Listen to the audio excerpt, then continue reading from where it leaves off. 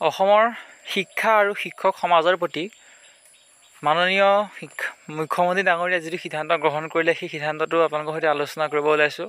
একেবাৰে শেষলৈকে চাই থাকক, মাজতে আপোনালোকে স্কিপ নকৰিব বা ভিডিঅ'টো কাটি নিদিব। গোটেই কথাখিনি আপোনালোকে শুনাটো বহুত বেছি প্ৰয়োজনীয়। চৰকাৰখন অহাৰ পাছৰ পৰা অসমীয়া মাধ্যমৰ বিশেষকৈ LP আৰু UP যিসমূহ স্কুল, সেই স্কুলসমূহ বন্ধ কৰাৰ যিটো প্ৰয়াস চলিলে, সেয়া হয়তো সকলোৱে গম পায়। কিমান স্কুল বন্ধ হ'ল, কিমান টিচাৰৰ পোষ্ট নাইকিয়া হ'ল, সেয়া হয়তো সকলোৱে গম পায়। আগৰ চৰকাৰবিলাকে কিন্তু এইবিলাক কাম কৰা নাছিলে, আৰু এই কামবিলাক কৰা মানেই সকলোৱে গম পায় যে এজন নিবনুৱা বঞ্চিত কৰা। আৰু চৰকাৰী স্কুল বন্ধ কৰাৰ মানেই ডাইৰেক্টলি এটা কথাই ক'ব পাৰি যে সম্পূৰ্ণ চৰকাৰ ব্যৰ্থ হৈছে শিক্ষা বিভাগৰ ক্ষেত্ৰত। আজি আপোনালোকে যদি চায় তেতিয়াহ'লে দেখিব যে ইমান পইচা খৰচ কৰাৰ পাছতো কিন্তু প্ৰাইভেট স্কুলসমূহৰ সৈতে চৰকাৰী স্কুলসমূহে ফেৰ মাৰিব নোৱাৰা কাৰণটো আপোনালোকে কি বুলি ভাবে সেইটো কমেণ্ট কৰিব। ভিডিঅ'টো লাইক কৰিব আৰু শ্বেয়াৰ কৰিবলৈ একেবাৰে নাপাহৰিব। এই কথাখিনি সকলোৱে জনাটো বহুত বেছি প্ৰয়োজনীয়। ছাবস্ক্ৰাইব কৰি থ'ব যাতে এনেকুৱা ধৰণৰ ন'টিফিকেশ্যন আপোনালোকে প্ৰথমতে পায় যাতে, আৰু ভিডিঅ'টো চাই আপোনালোকৰ মতামতসমূহ জনাব পাৰিব।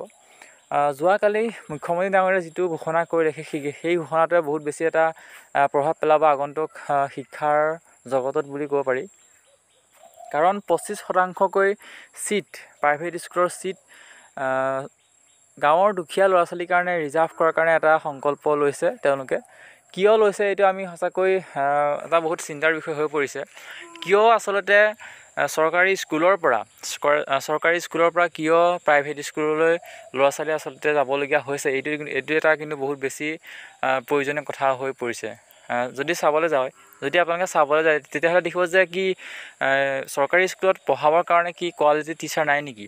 আজি চাওক, DLED কৰা, BEd কৰা সকলো প্ৰাৰ্থীয়ে আচলতে কোৱালিটি আছে, টিচাৰ হোৱাৰ যোগ্যতা আছে। তেওঁলোকে টেট পাছ কৰিছে, বহুত কষ্ট কৰি DLED কৰিছে, সকলোৱে টেট পাছ কৰিছে। তাৰপাছতো তেওঁলোকে এটা ভাল শিক্ষা দিব পাৰে স্কুলবিলাকত।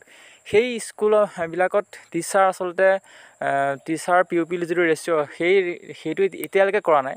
তাৰ পাছত স্কুলত টিচাৰ কম হয়, ল'ৰা ছোৱালীক পঢ়োৱাত অসুবিধা হয়। সেইকাৰণে আচলতে মাক বাপেকে প্ৰাইভেট স্কুলত ল'ৰা ছোৱালীসমূহ পঢ়োৱাৰ এটা হাবিয়াস দেখা যায়। এইটো সম্পূৰ্ণ সত্য কথা। সকলোৱে গম পায় যে এই মুহূৰ্তত কিমান পদ খালী হৈ আছে। LP UP বিশেষকৈ কিমান এজনীয়া শিক্ষকৰে চলি আছে, ল'ৰা ছোৱালী বহুত বেছি আছে, ষ্টুডেণ্ট কম আছে। কিন্তু সেইবিলাকত চৰকাৰে এতিয়ালৈকে কিন্তু টিচাৰ এপইণ্টমেণ্ট কৰাৰ কোনো ধৰণৰ ইচ্ছা প্ৰকাশ কৰা নাই। 25 মে'লৈকে এটা ইচ্ছা প্ৰকাশ কৰিছে, সেয়া হয়তো সকলোৱে গম পায়। যি 5550টা LP UPৰ পদ আছে, সেই পদসমূহ সম্পূৰ্ণ 2023 চনৰ মাৰ্চ মাহলৈকে ৰিটায়াৰ হোৱা টিচাৰ আছিলে। গতিকে সেইসমূহো এতিয়ালৈকে দিয়া নাই। গতিকে বহুত বেছি এটা দুখৰ কথা বুলি ক'ব পাৰি। যদিহে 25% ল'ৰা ছোৱালী দুখীয়া ল'ৰা ছোৱালী বুলি ক'ব বিচাৰিছোঁ আমিও, যদি প্ৰাইভেট স্কুললৈ যায় তেতিয়াহ'লে ল'ৰা ছোৱালী পুনৰ কমি যাব, আৰু সেই ল'ৰা ছোৱালী কমাৰ মানে টিচাৰৰ নিযুক্তিটো কমি যোৱা। বহুত বেছি এটা বেয়া খবৰ। আগন্তুক যিসকলে টিচাৰ হ'ম বুলি ভাবি আছে, DLED কৰিছে, BEd কৰিছে, বহুত বেছি এটা বেয়া খবৰ। ইতিমধ্যে কিমান স্কুল বন্ধ হ'ল সেয়া হয়তো সকলোৱে গম পায়। কিমান শিক্ষকৰ পদ নাইকিয়া হ'ল বুলি ক'ব পাৰি, কমাই দিছে পদসমূহ, সেয়া হয়তো সকলোৱে গম পায়। পুনৰ এবাৰ প্ৰাইভেট স্কুলৰ ওচৰত যে আত্মসমৰ্পণ কৰিছে চৰকাৰী স্কুলে বা অসমৰ শিক্ষা বিভাগে, অসমৰ মুখ্যমন্ত্ৰী ডাঙৰীয়া, সেইটো এটা সম্পূৰ্ণ স্পষ্ট ৰূপ দেখা পায় এই মুখ্যমন্ত্ৰী ডাঙৰীয়া বক্তব্যৰ জৰিয়তে। আমি মুখ্যমন্ত্ৰী ডাঙৰীয়াই কালি কি কৈছিলে সেই গোটেই কথাসমূহ ভিডিঅ'টোত এড কৰি দিছোঁ, সকলোৱে শুনিব। শ্বেয়াৰ এটা কৰিবলৈ কিন্তু একেবাৰে নাপাহৰিব, কাৰণ আপোনালোকৰ প্ৰত্যুত্তৰ দিয়া, আপোনালোকৰ কমেণ্ট দিয়া, বিশেষকৈ চৰকাৰখনক প্ৰত্যুত্তৰ দিয়া সময় আহি পৰিছে।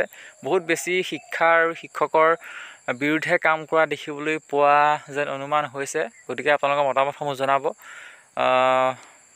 পুনৰবাৰ লগ পাম, ধন্যবাদ। শংকৰদেৱ শিশু নিকেতন, জাতীয় বিদ্যালয়, বিভিন্ন আমাৰ বৰাক ভেলীত সৰস্বতী শিশু নিকেতন হ'ব, বিভিন্ন বিদ্যালয় য'ত নেকি ভাল স্থানীয় ভাষাৰ শিক্ষানুষ্ঠান গঢ় লৈ উঠিছে। আজি আমি শিক্ষা বিভাগক নিৰ্দেশ দিছোঁ যে সেই বিদ্যালয়সমূহৰ 25% ছিট চৰকাৰে লৈ ল'ব পাৰে নেকি,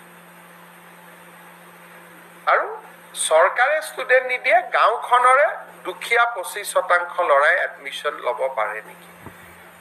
আমাৰ অসম চৰকাৰে তাক ইমান দিনে ৰূপায়ণ কৰা নাছিলে। এইটো যদি ৰূপায়ণ হয় তেতিয়াহ'লে এই ধৰণৰ ভাল অসমীয়া মাধ্যমৰ বিদ্যালয়বিলাকত যিবিলাক সামাজিক সংস্থাসমূহে পৰিচালনা কৰে, প্ৰফিট মটিভ নাই, য'ত মালিক নাথাকে, কোনোবা নহয় কোনোবা সমিতিয়ে পৰিচালনা কৰে, তেনেকুৱা স্কুলবিলাকত